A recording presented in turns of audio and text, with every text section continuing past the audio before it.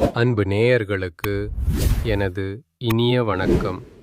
நம்மளோட மிதுன ராசி நேயர்கள் அனைவருக்கும் இந்த நாள் ஒரு பொன்னான நாளாக அமையட்டும்.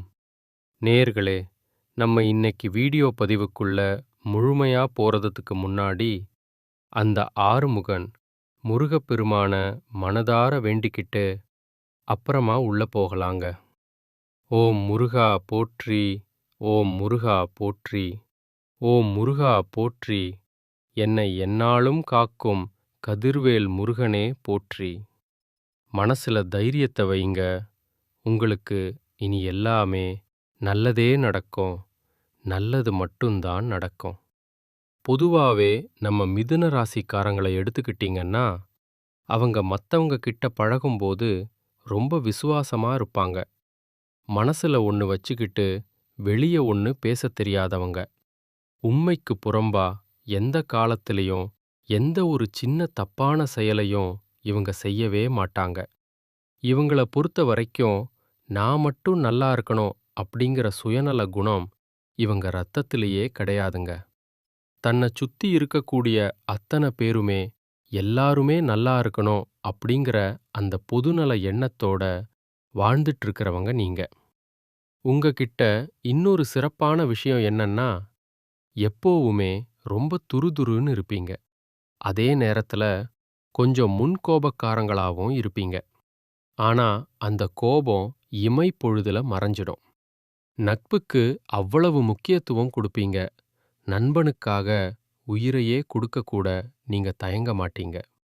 அந்த அளவுக்கு ஒரு உன்னதமான குணங்களை கொண்டவங்க நீங்க. இவ்வளவு அருமையான நற்குணங்களைக் கொண்ட மிதுன ராசி அன்பர்களே, எல்லாரும் நல்லா இருக்கீங்களா? நலந்தானா? இப்படி நான் கேட்கும்போது, ஏங்கம்மா நீங்க வேற எங்களை பார்த்து இப்படி ஒரு கேள்வி கேட்குறீங்களே? நாங்க ஒவ்வொரு நாளும் கண்ணீர் சிந்தி வாழ்ந்துட்டு இருக்கோம்.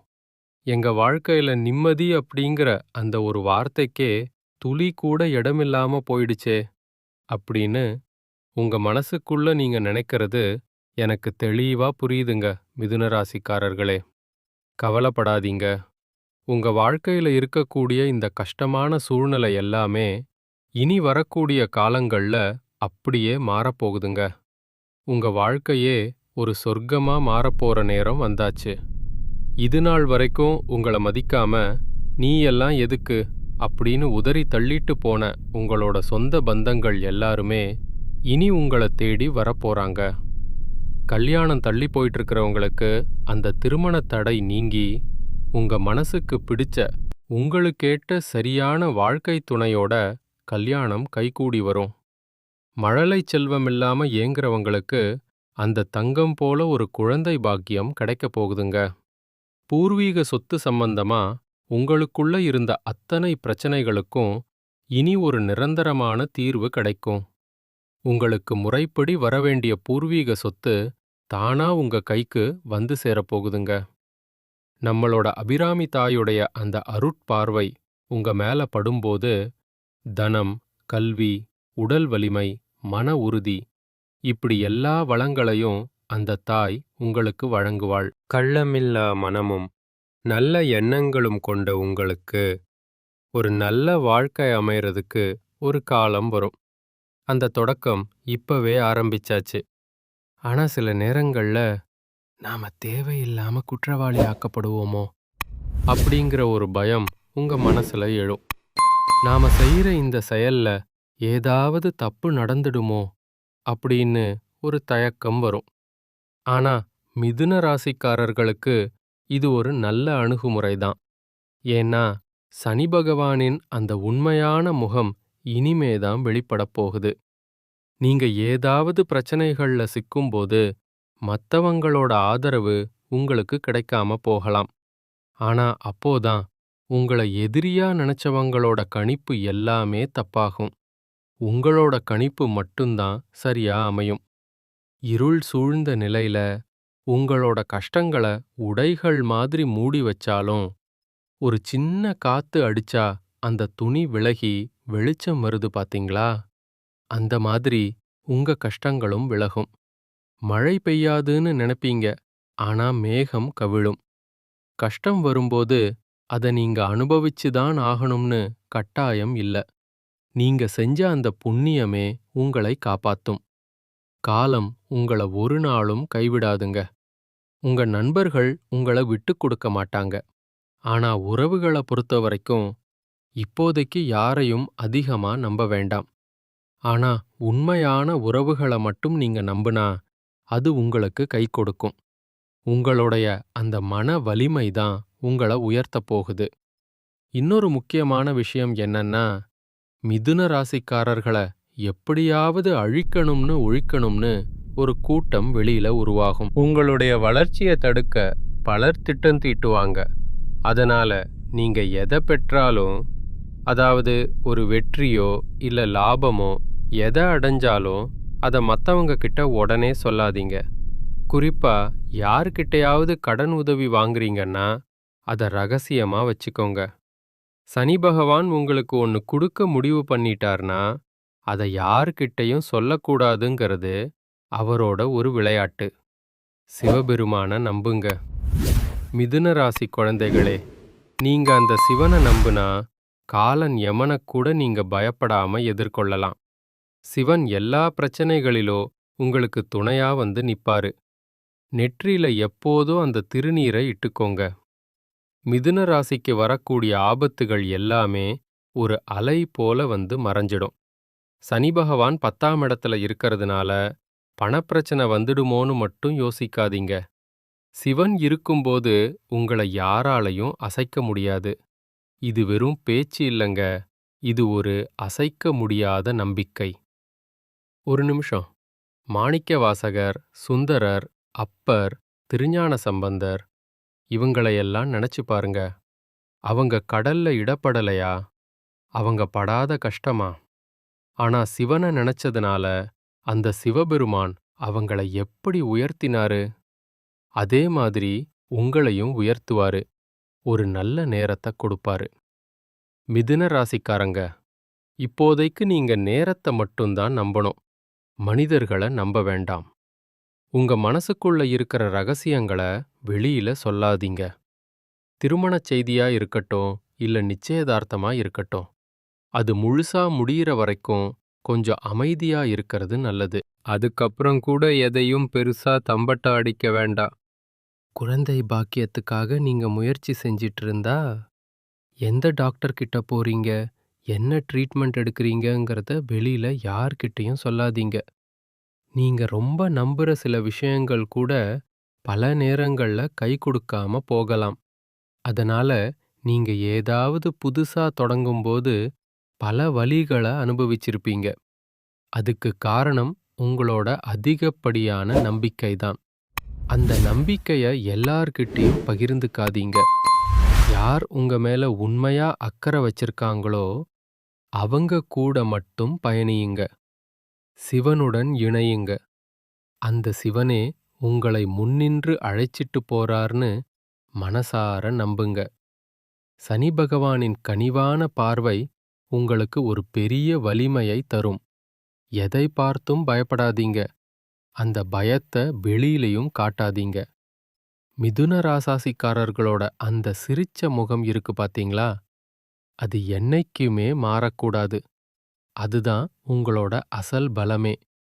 உங்களுக்கு பண பலமோ அதிகார பலமோ இருக்குதோ இல்லையோ, உங்களோட மனோபலத்தால இந்த காலத்தையே நீங்க வெல்லுவீங்க. இது ஒரு மாறாத உண்மை. சீக்கிரமே நல்ல விஷயங்கள் உங்க வாழ்க்கையில நடக்கும். நம்பிக்கையோடு போராடுங்க. ஏதாவது கோர்ட் கேஸ் இல்ல மனக்கசப்புகள் இருந்தா விதிகளின்படி நீங்க தான் அதுல வெற்றி பெறுவீங்க. நீங்க எதை நினைச்சு இறங்குறீங்களோ அதுல ஒரு வெற்றியை காண்பீங்க.